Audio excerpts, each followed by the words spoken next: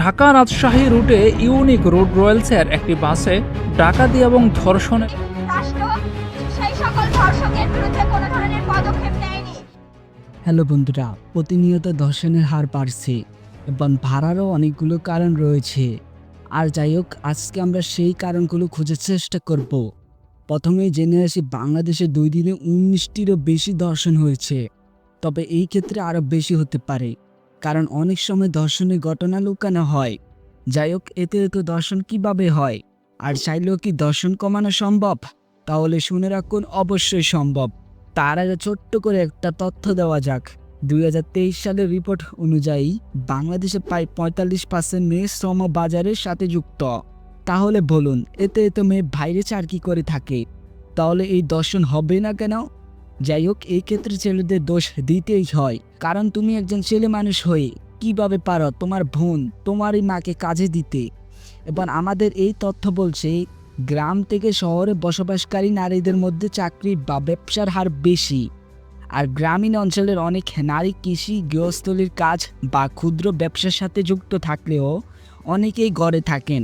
যাই হোক, এই দর্শন শুধু বাংলাদেশেই নয়, সৌদি আরব, চীন, ইরান, উত্তর কোরিয়া, ভারতেও হয়ে থাকে।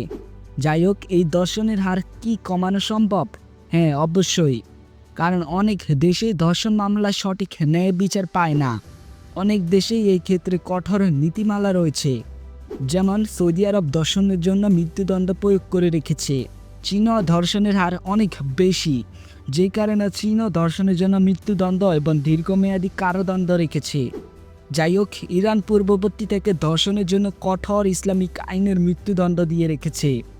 উত্তর কোরিয়া, যেখানে যৌন সহিংসতার জন্য মৃত্যুদণ্ড সহ অনেক ভয়াবহ শাস্তি দেওয়া হয়।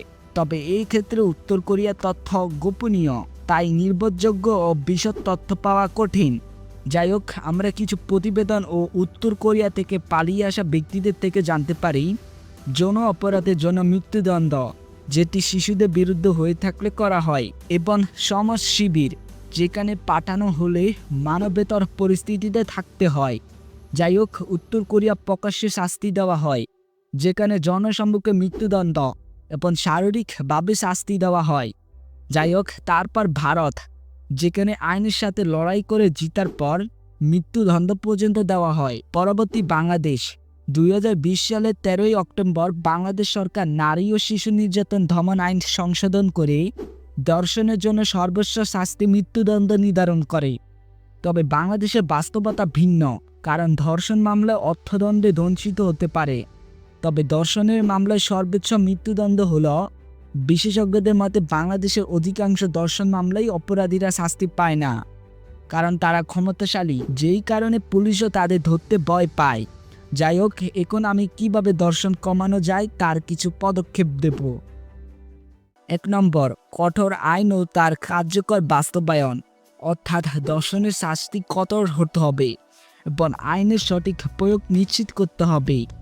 এই ক্ষেত্রে বিশেষ ট্রাইব্যুনাল গঠন করতে হবে। 2 নম্বর, শিক্ষার মাধ্যমে সচেতনতা বৃদ্ধি করা, অর্থাৎ স্কুল কলেজে যৌন শিক্ষা দেওয়া এবং সমাজের নেতিবাচক মানসিকতা পরিবর্তনে গণমাধ্যম, সামাজিক প্রচার বিধান ও ধর্মীয় নেতাদের ইতিবাচক ভূমিকা রাখা উচিত। 3 নম্বর, নারীর ক্ষমতায়ন ও স্বনির্ভরতা, অর্থাৎ নারীদের আর্থিক ও সামাজিকভাবে স্বাবলম্বী করতে হবে, যাতে তারা অন্যের বিরুদ্ধে রুখে দাঁড়াতে পারে, এবং জনপরিসরে নারীদের নিরাপত্তা নিশ্চিত করা ও হয়রানির বিরুদ্ধে ব্যবস্থা নেওয়া।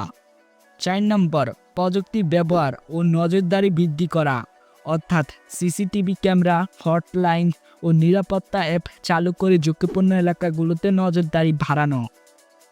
5 নম্বর, পুরুষদের দৃষ্টিভঙ্গি পরিবর্তন করা, অর্থাৎ শিশুদের ছোটবেলা থেকেই নারীদের সম্মান করতে শেখানো। 6 নম্বর, সামাজিক আন্দোলন ও প্রতিবাদ, অর্থাৎ ধর্ষণের বিরুদ্ধে জনমত গঠন ও সামাজিক আন্দোলন জোরদার করা। যাই হোক, ধর্ষণ রোধ শুধু আইনি শাস্তির মাধ্যমে সম্ভব নয়, বরং সামাজিক দৃষ্টিভঙ্গির পরিবর্তন ও সচেতনতা বৃদ্ধি করা এবং নারীদের প্রতি সম্মান নিশ্চিত করে ধর্ষণ কমানো সম্ভব। তবে এতে কিছুর পর সবচেয়ে বেশি যেটা প্রয়োজন সেটা হলো নিজের সেফটি। মেয়েদেরকে বলছি, অপ্রয়োজনীয় ঘরের বাইরে না যাওয়া, আর বাইরে যেতে হলো ইসলামিক দৃষ্টিতে নিজের শরীর ঢেকে যেতে পারেন এবং নিজের সাথে সামান্য কিছু মেডিসিন গুঁড়া রাখতে পারেন, যেগুলো আপনাকে সেফটি দিতে পারে।